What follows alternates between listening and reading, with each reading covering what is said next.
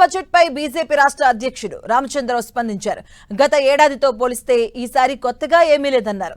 గతంలో ప్రవేశపెట్టిన బడ్జెట్ నే ఈసారి ప్రవేశపెట్టినట్లుగా అనిపిస్తుందంటూ విమర్శించారు రామచంద్రరావు. ఇక ఈ ఏడాది బడ్జెట్ లో విద్య, వైద్య రంగాలతో పాటు రైతులను పూర్తిగా మోసం చేశారంటూ ఆరోపించారు. పొరపాటున లాస్ట్ ఇయర్ బడ్జెట్ ఏదైనా చదివినా అని మాకు అనుమానం వచ్చింది. ఎందుకంటే పోయినసారి బడ్జెట్ కన్నా దాదాపు పెద్ద దీనిలో మార్పులు చేర్పులు ఏం లేవు. వీళ్ళు 2.5 సంవత్సరాలు వచ్చిన తర్వాత కూడా ఈ ప్రభుత్వం ప్రజలకు ఏం చేసింది, ఎక్కడ ఏం అభివృద్ధి జరిగింది అని కూడా చెప్పుకోవడం జరిగింది. కానీ ఎక్కడ కూడా దాని యొక్క రిజల్ట్ విషయంలో ఎక్కడ కూడా మాట్లాడలేదు.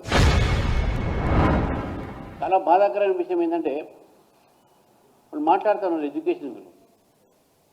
మీరు ఎడ్యుకేషన్ విషయంలో గత సంవత్సరం కన్నా ఒక 1000 కోట్లు పెంచినప్పుడు కూడా ఓవరాల్ బడ్జెట్లో అది కేవలం 8.6% మాత్రమే ఎడ్యుకేషన్ అలాట్మెంట్ ఉంది.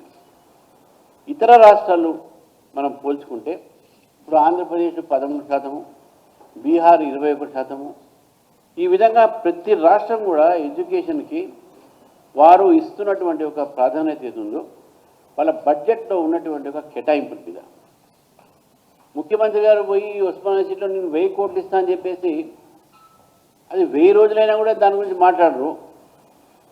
కానీ ఈ బడ్జెట్ అలొకేషన్ మాత్రం పర్సెంటేజ్ పెంచరు. ఆరోగ్య విషయంలో కూడా ప్రభుత్వం పెద్ద ప్రయత్నం చేసినట్టు ఏం కనబడలేదు.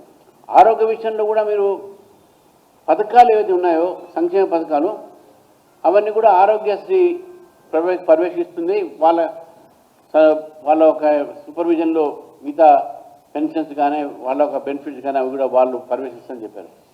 ఆరోగ్యశ్రీకే గతి లేదు, దిక్కు లేదు. ఆరోగ్యశ్రీ బకాయిలే ఇంకా పూర్తి కాలేదు, ఇవ్వలేదు ఎక్కడ. అటువంటి ఆరోగ్యశ్రీ డిపార్ట్మెంట్కు ఈ పెన్షన్లు ఇవన్నీ కూడా పెట్టేస్తే అంటే ఇవి కూడా దివాలు తీయాలని, ఇవి కూడా బకాయి పడాలనా?